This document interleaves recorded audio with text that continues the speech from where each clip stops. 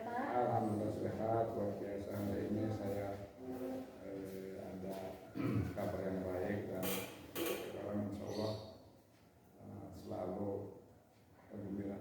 Iya, alhamdulillah ya. Iya. Begini ya Pak, saya minta waktunya sebentar ya. Iya, untuk berbincang-bincang sedikitlah tentang permasalahan yang ada di sekolah, Pak ya. Mungkin pertanyaannya tidak terlalu banyak, Pak ya. Kembali lagi ya dengan saya, calon guru penggerak angkatan 11 bersama saya Andi Yunani dan Bapak Kepala Sekolah SD Negeri Karangsetra Pak Ugum Rosdiano. Begini adalah mungkin untuk mengawali percakapan yang pertama, selama ini ya Pak ya. Tentunya di sekolah kita itu banyak sekali kasus ya Pak ya, yang merupakan dilema etika atau sebagai rujukan moral. Bagaimana sih Bapak ini mengidentifikasi kasus seperti itu Pak? Kasus rujukan moral atau ada kasus dilema etika seperti itu? Terima kasih Bu. Setiap ada kasus tentunya saya tidak akan bergerak sendiri ya.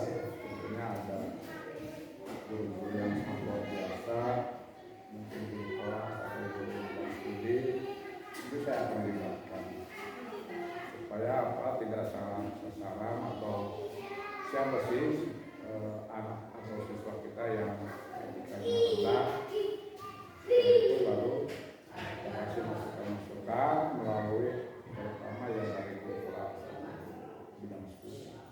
Selanjutnya menyampaikan kebiasaan yang baik tentunya, dari mulai sikap, tutur kata sebagai orang siswa terhadap orang tua atau terhadap. Terima kasih Pak atas jawabannya ya. Jadi mengidentifikasinya itu diserahkan juga kepada guru kelasnya dan ikut serta juga sama wali muridnya ya, sebagai orang tua. Iya, tambahannya sebagai orang tua. Jadi ada kolaborasi ya antara dari kepala sekolah, mungkin yang pertama ya dari wali kelas dan dari juga wali murid. Iya, bagus sekali ya Pak. Kemudian nih Pak, bagaimana sih Bapak menjalankan pengambilan keputusan di sekolah, terutama untuk kasus-kasus di mana ada kepentingan yang sama-sama benar atau sama-sama yang mengandung nilai kebajikan? Ya, terima kasih. Tentunya saya berpegangan musyawarah untuk mufakat. Jadi diadakan musyawarah duduk bersama dengan ibu untuk mengambil keputusan. Saya tidak akan mengambil keputusan itu sebagai mentang-mentang ya, sebagai sekolah tidak. Tetap saya melibatkan dulu duduk bersama musyawarah mengambil keputusan. Jadi untuk mengambil keputusan itu bersama-sama, duduk bersama yang mengambil keputusan seperti itu ya Pak ya.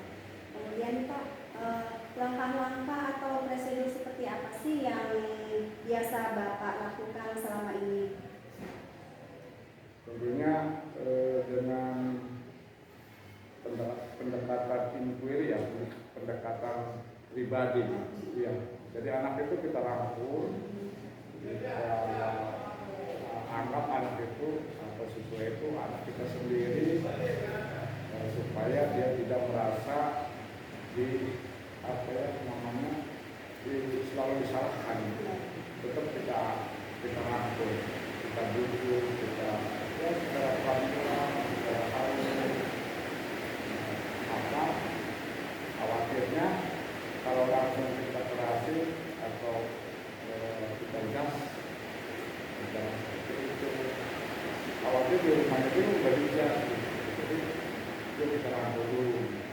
Seorang tua di orang tua orang tua. Jadi ada pendekatan langsung ke anaknya ya.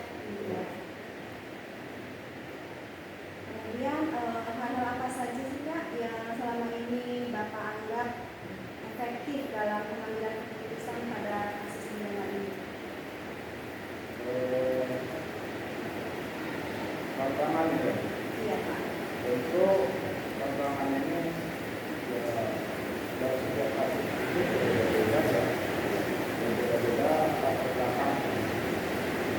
Ya, kalau asal usul itu munculnya dari apa?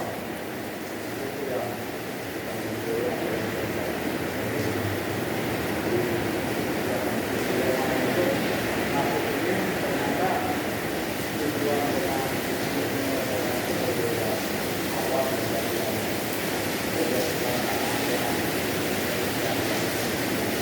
Banyak sekali tantangan dengan kasus-kasus yang berbeda ya Pak ya.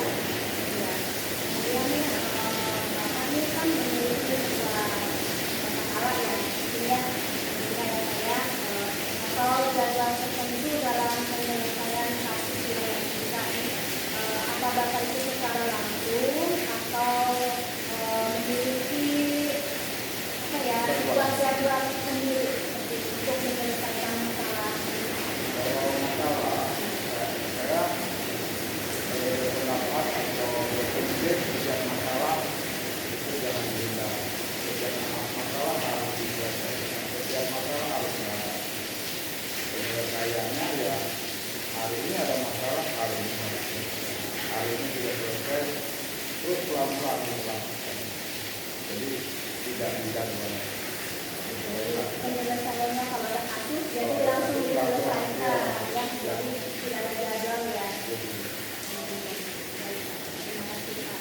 Kemudian nih Pak, apakah dengan kasus ini ada seseorang atau faktor untuk kemudian membantu Bapak untuk menyelesaikan kasus ini dengan adanya keputusan atau apa ya, keputusan dan yang lainnya seperti itu Pak? Saya ada seorang guru tahu ya, saya dapat seorang guru yang jadi contoh ya. Itu seperti itu yang saya sampaikan seperti itu. Kenapa? Karena mungkin melalui itu menurut saya efektif ya. Jadi seorang guru dilibatkan sebagai contoh. Guru ini atau guru ini. Jadi guru itu adalah guru yang senior, guru yang tahu situasi ini, tahu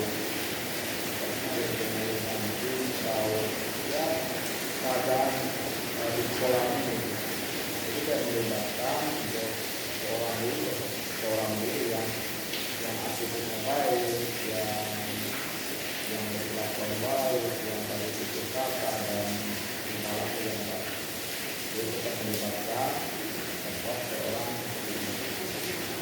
Jadi dengan adanya faktor ini ya Pak ya, melibatkan seorang guru yang senior ya, yang mempunyai pengalaman baik, pengalaman banyak, attitude juga baik, yang harus dicontoh seperti itu ya Pak. Iya, terima kasih. Mungkin untuk yang selanjutnya saya dari semua hal yang disampaikan dalam pembelajaran ini Pak, apa sih yang menurut Bapak ini praktis dari pengalaman atau yang dipetik ya Pak ya, yang dipetik dari pengalaman Bapak ini untuk mengambil keputusan di dunia etika ini Pak? Pengalamannya apa sih Pak? Pengalamannya dari berbagai macam kasus berbagai kejadian. Saya tidak terlepas dari guru kelas atau guru kelas, guru itu ya. Jadi berbagai pengalaman juga saling memberi masukan-masukan. Jadi pengalaman mereka disampaikan ke yang muda atau yang junior ya. Jadi tidak saling tertutup. Jadi ya sesuai dengan macam-macam kasus, berbagai macam kasus itu kan mulai dari tahun yang lalu kan sebenarnya ada itu berbagai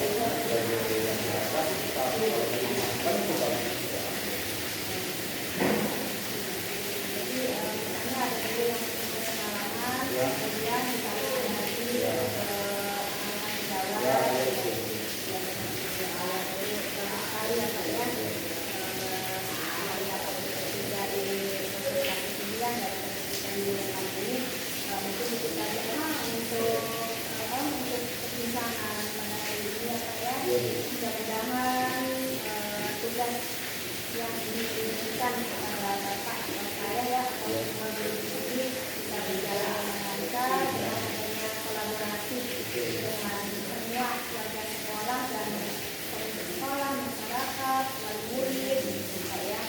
Jadi itu saja saya.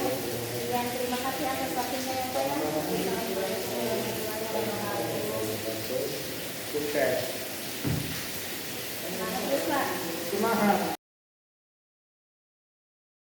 Assalamualaikum Bu. Apa kabarnya? Alhamdulillah baik. Terima kasih ya Bu ya. Saya minta waktunya sebentar untuk ngobrol tentang kegiatan yang ada di sekolah ini dan saya tahu ya Bu ya